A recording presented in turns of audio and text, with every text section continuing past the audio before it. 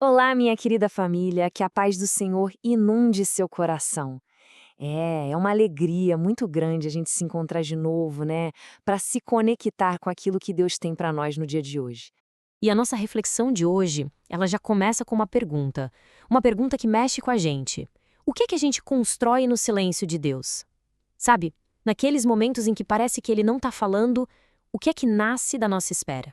Olha, a nossa jornada hoje vai nos levar para um contraste bem poderoso. É uma história de duas montanhas, sabe?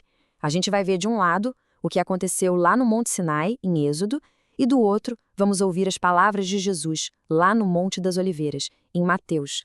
Pensa só, lá no alto do monte, Moisés está imerso na presença da glória de Deus, recebendo instruções santas, detalhadas, sabe, sobre como o povo devia adorar.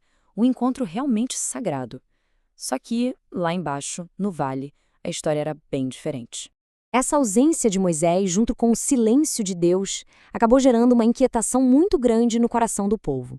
O medo ele foi tomando conta, a paciência se esgotou. E aí eles começaram a falar: esse Moisés aí, a gente não sabe o que aconteceu com ele. E foi nesse vácuo, nesse espaço, que a incredulidade achou lugar para crescer. E aí, veio o desastre. A impaciência deles acabou gerando um ídolo. Eles juntaram o ouro que tinham e construíram um bezerro. Foi, sabe, uma tentativa desesperada de ter um Deus que eles pudessem ver, que eles pudessem controlar. Eles simplesmente trocaram a presença invisível e gloriosa do Criador por um conforto visível, mas feito por mãos humanas. Mas olha só a reação de Moisés. É algo notável. Mesmo depois de uma traição tão terrível, ele sobe o monte de novo, e não para acusar o povo, mas para interceder por eles. Ele se coloca na brecha e diz para Deus: Senhor, perdoa o pecado deles. Mas se o Senhor não perdoar, então risca o meu nome do teu livro. Uau, que amor sacrificial! Isso sim mostra o coração de um verdadeiro pastor. Agora, vamos avançar no tempo. Séculos depois, Jesus está preparando os seus discípulos para um outro tipo de espera. Ele sabe que viriam tempos de silêncio, de tribulação, e por isso ele os ensina a esperar do jeito certo. E Jesus, ele não promete um caminho fácil, não. Pelo contrário, ele alerta sobre falsos profetas, sobre guerras, rumores de guerras, nações se levantando contra nações. Ele fala que o amor de muitos ia esfriar. O que ele está fazendo é preparar o coração dos seus para a realidade de um mundo caído, para que a fé, em vez de ser abalada, fosse fortalecida na provação. E aqui está o ponto central de tudo.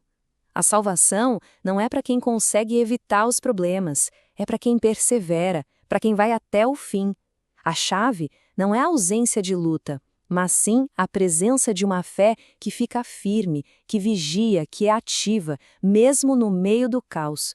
Então, olha que contraste. De um lado, lá em Êxodo, a gente vê uma espera que acaba gerando idolatria, ansiedade.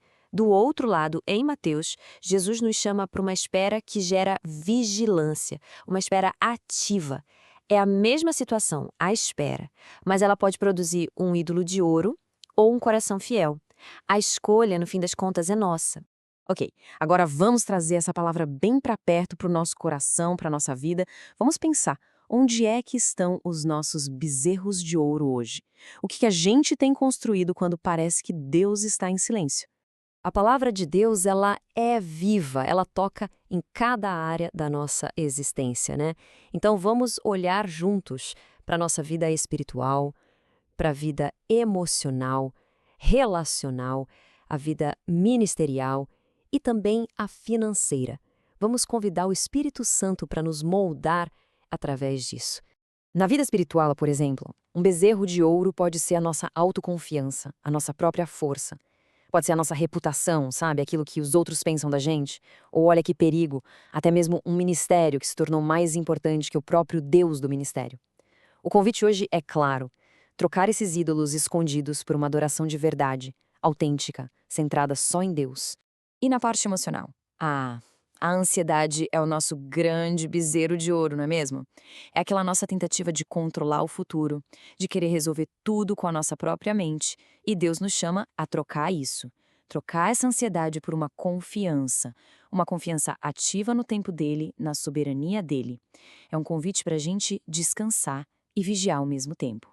Agora, nos relacionamentos, Muitas vezes a gente é tão rápido para julgar a falha dos outros, né? Mas a lição de Moisés nos convida a ser o contrário, a ser intercessores. Então, em vez de apontar o dedo, que tal a gente se colocar na brecha por aqueles que a gente ama, especialmente por aqueles que a gente sabe que estão lutando na fé? E no ministério? A impaciência por resultados, ela pode nos levar a criar os nossos próprios bezerros de ouro. Sabe, programas, estratégias, coisas que dependem mais do nosso talento do que do poder de Deus. O chamado é simples: servir fielmente, confiando que é Deus quem dá o crescimento, mesmo que a gente não veja os frutos na hora. Por fim, na vida financeira. Aqui, o bezerro de ouro é bem claro, né? É a confiança no dinheiro. Quando a segurança financeira se torna o nosso ídolo, a gente vive com medo, com ansiedade. O convite de Deus é para a gente confiar na provisão dele, usando os nossos recursos não para construir uma segurança própria, mas para glorificar ele, com generosidade e com fé. Muito bem, agora vamos selar essa palavra no nosso coração, com um momento de rendição, um momento de verdade. Vamos orar juntos. Senhor, perdoa nossa impaciência. Perdoa, Pai, todas as vezes que nós construímos ídolos no Teu silêncio. Ensina a gente a esperar por Ti e somente por Ti. Em nome de Jesus, amém. E agora, com fé, vamos fazer uma declaração. Diga isso com convicção aí no seu coração. Hoje, eu escolho a presença e não os ídolos.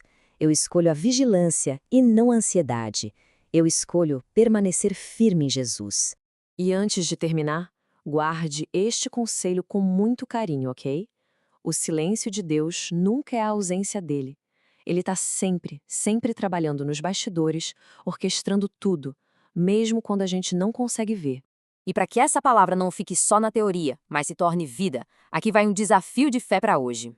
O nosso desafio de hoje é bem prático. Identifique uma área da sua vida onde a impaciência com Deus tem crescido. Pode ser qualquer área. E em vez de se preocupar com isso, separe 5 minutinhos hoje para orar especificamente sobre essa situação, agradecendo a Ele pelo trabalho que Ele já está fazendo, mesmo que seja invisível aos seus olhos. É isso. Troque a preocupação pela adoração. E para a gente refletir ao longo de todo o dia, fica essa pergunta final. Que ídolo a gente está disposto a derrubar hoje para dar mais espaço, muito mais espaço, para a presença real de Deus na nossa vida?